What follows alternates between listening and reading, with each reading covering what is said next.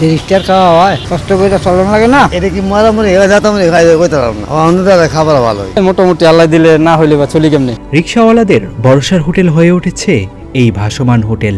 দুপুর হতেই রিকশাওয়ালারা একে একে এসে হাজির হন এখানে।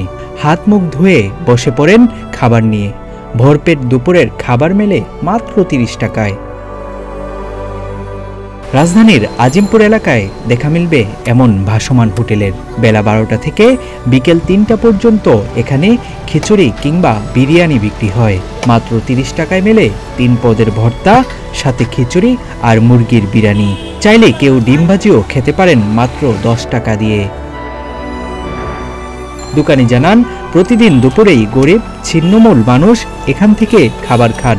দামে কম হওয়ায় তাদের খাবারের চাহিদাও থাকে বেশি। খাওয়ান লাগবো না, কম খাই আর কি। 30টার খাওয়া হয়, খাইয়া লাইলে তো আবার বাসায় নিয়ে চলন লাগবে না, কম কম খাই, কষ্ট করে চলন লাগে না।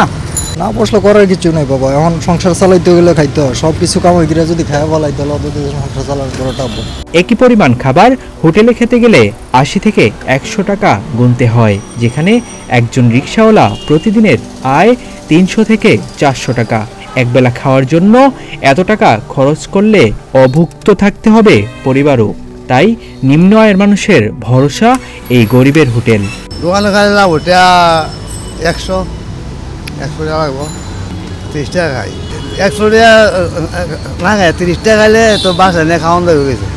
খাবার তো ভালো দেওয়া, এটা কি মরামরি হয়ে যেতাম খাই কইতে পারলাম না, অন্যদের খাবার ভালো হয়। রিকশাওয়ালারা খাইতে পারতেছে, সুবিধার ক্ষেত্রে খাইতে পারতেছে। 30 টাকা মানে অল্প টাকায় মোটামুটি ভালো খাবার পায়, এই জন্য খাইতে পারতেছে রিকশাওয়ালারা। এটার ভিতর আপনার পোলার চালে খুদ, মুরগির খাঁচা, গলা গিলা, নরলি এগুলো দিয়া একটা তেহারি বিরিয়ানি পাক করা হয়। আসলে আমরা তো প্লেট হিসাব করি না, আমরা কয় কেজি চাউল আনলাম, কয় কেজি চাউল বিক্রি করি, এইটা আমাদের হিসাব। যে মুরগির খাঁচাটা যেটা, মাংসটা তো বড় রেস্টুরেন্টে চলে যায়, আর খাঁচা যেটা ওইটা আমরা নিয়ে আসি। আয় হয় মোটামুটি আল্লাহ দিলে, না হইলে বা চলি কেমনে।